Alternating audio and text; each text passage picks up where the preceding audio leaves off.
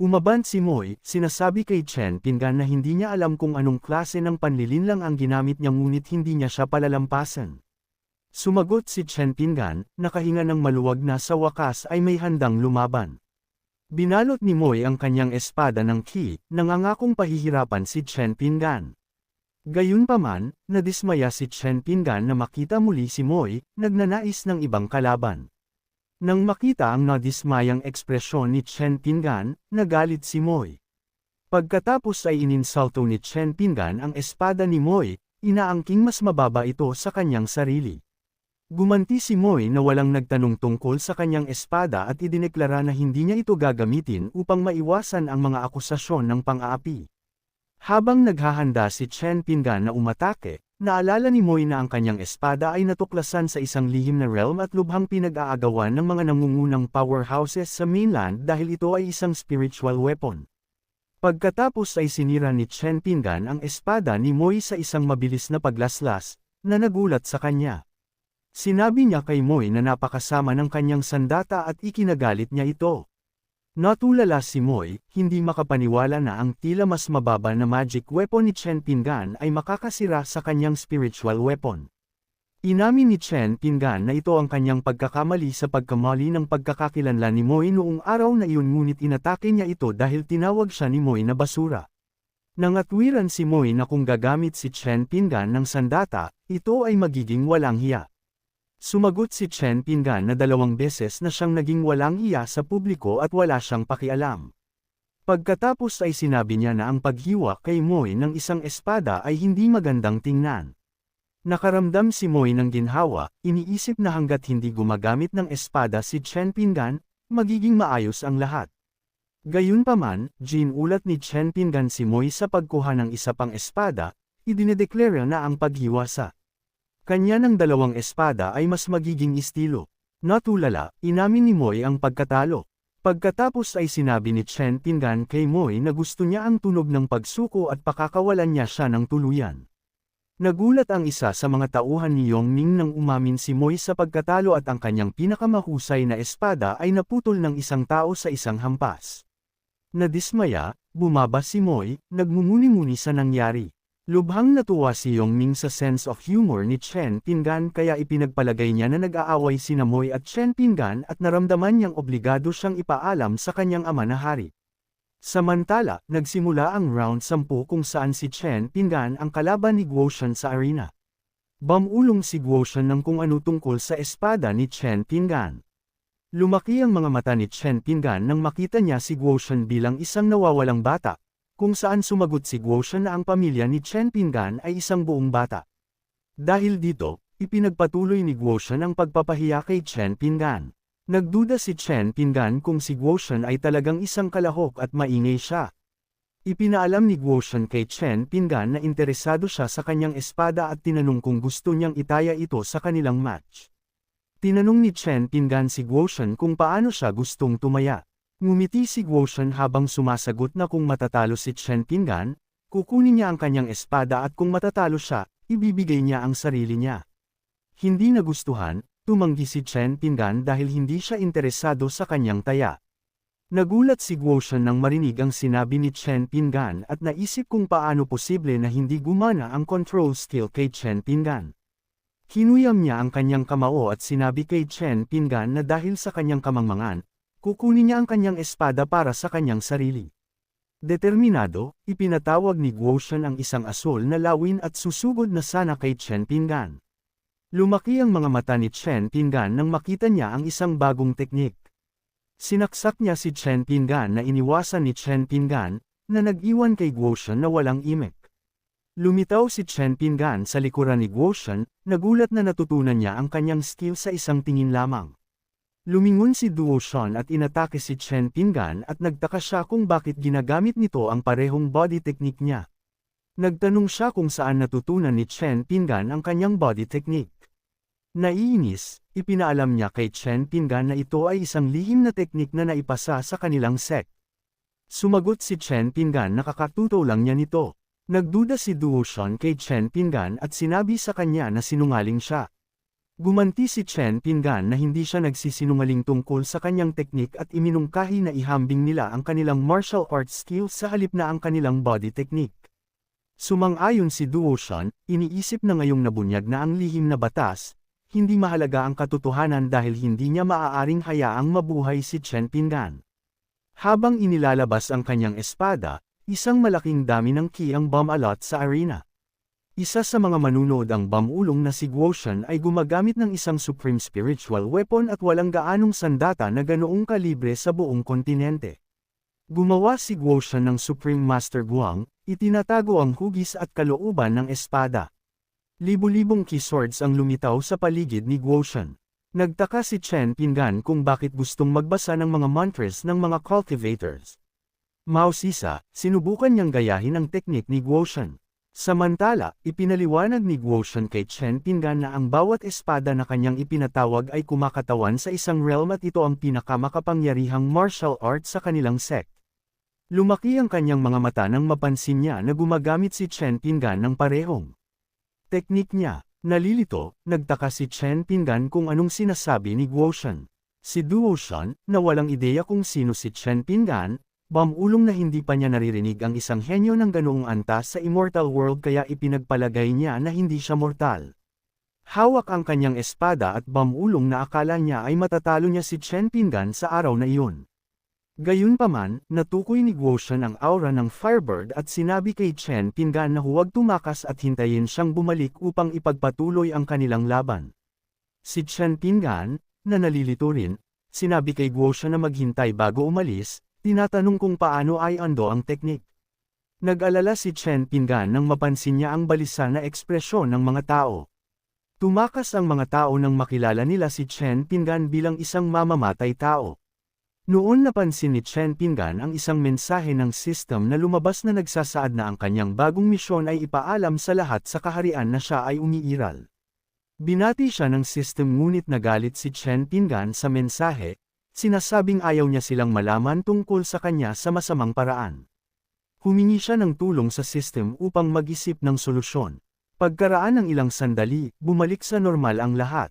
Sumampa si Yongming sa entablado at ipinaalam sa mga tao na dahil walang lumalahok sa susunod na laban, idineklara niya na ang team ni Tian Shanshan ang nanalo sa unang pwesto sa kompetisyon. Bamulong si Tian Shanshan kay Lu Shui na hindi inaasahan ang kinalabasan at tila wala silang ginawa. Sumagot si Lu Shui na hanggat nag-e-enjoy si Chen Pingan, iyon lang ang mahalaga.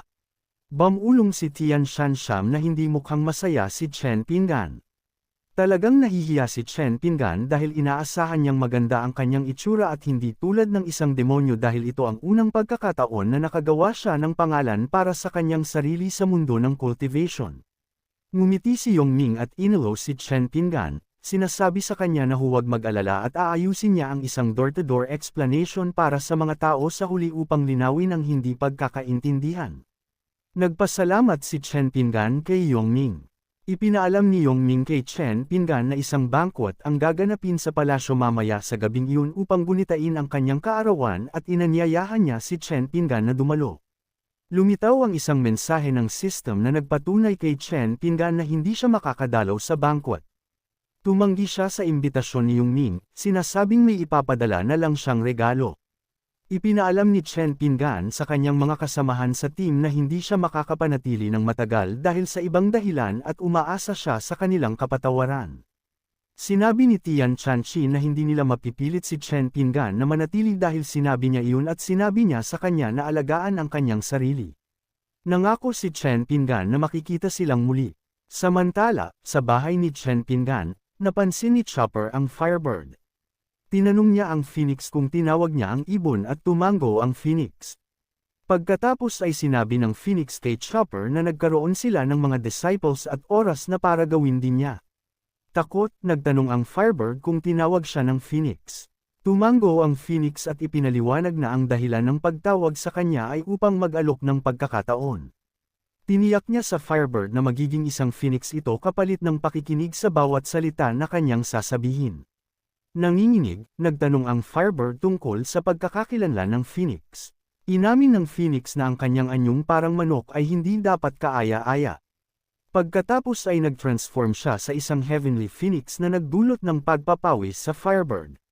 Sunod, ipinakilala ng Phoenix ang dragon sa loob ng pool na dati ay isang itim na ahas ngunit ngayon ay nag-evolve na sa isang pseudo-dragon. Sinabi niya sa Firebird na kahit mahina ang kanyang pundasyon, kailangan lamang niya ng 1 taon at ginagarantiyahan niya na magiging isang Phoenix ito. Sabik na tinanggap ng Firebird ang alok.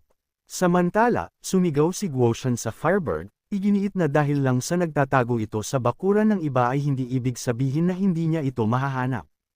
Nagulat sa kanyang nakita sa bakuran, naisip niya na ang aura ng bawat isa doon ay mas malakas ng 10,000 beses kaysa sa isang immortal emperor. Naguluhan, nagtaka si Guotian kung nasaan siya sa mundo. Napansin ni Chopper at ng Phoenix na pabalik na si Chen Pingan, na nagpahigpit sa pagtataka ng Firebird kung anong nangyayari. Sinabi ng Phoenix sa Firebird na tumigil sa pagsasalita at maghanap ng paraan upang magtago, na nagpahigpit kay Guotian. Hindi maiwasan ni Guotian na magtaka kung sino ba talaga ang taong nagdulot sa kanila ng ganoong takot. Lumingon siya at napansin si Chen Pingan. Nalilito si Chen Pingan kung anong ginagawa ni Guotian sa kanyang bahay. Isinasaalang-alang na ang Northern Territory ay daan-daang kilometro ang layo mula sa kanyang bahay at umasa siya sa system upang makabalik. Nagtaka siya kung dumating si Guotian para maghayganti. Umiyak si Guotian at inamin kay Chen Pingan na nagkamali siya at kasalanan niya ang pagpasok sa kanyang bakuran at pag-insulto sa kanya. Nalilito, pinatunayan ni Chen Pingan kay Guotian na hindi niya siya sinisisi. Biglang tinawag ni Boss Duan si Chen Pingan at tinanong kung anong nilalaro niya. Mausisa, nagtanong si Chen Pingan kung nagpunta sina Boss Duan at Solinger sa palengke. Pagkatapos ay hinimok niya si Guotian na bumangon ng mabilis.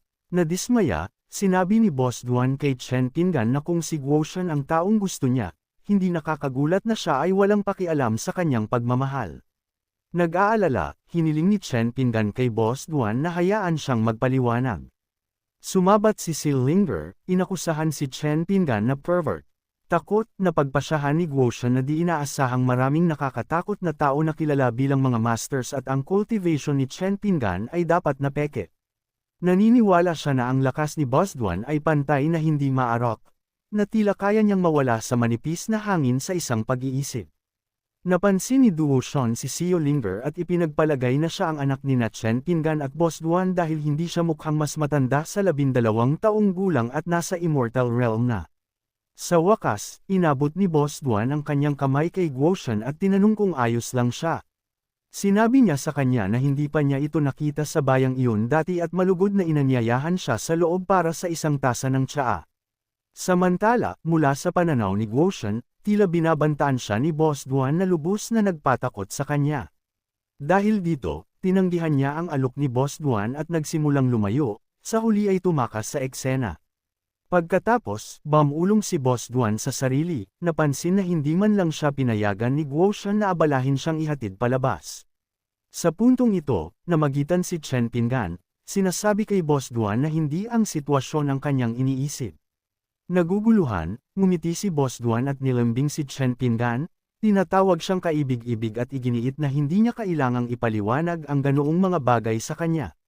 Nahihiya, namula si Chen Pingan at nagtaka kung tama ba si Boss Duan, tinatanong kung bakit pa siya nag-abala na ipaliwanag ang sitwasyon. Pagkatapos, ipinaalam ni Boss Duan kay Chen Pingan na halos 5 taon na silang magkakilala at iminungkahi na baguhin nila ang paraan ng kanilang pagtawag sa isa't isa. Maaari niyang tawagin siyang Pingan at maaari niyang tawagin siyang Zinzin. Nahihiya, tinawag niya itong Zinzin. Sa pagbigkas ng kanyang pangalan, biglang napagtanto ni Chen Pingan na pamilyar ang tunog nito, na tila narinig na niya ito dati.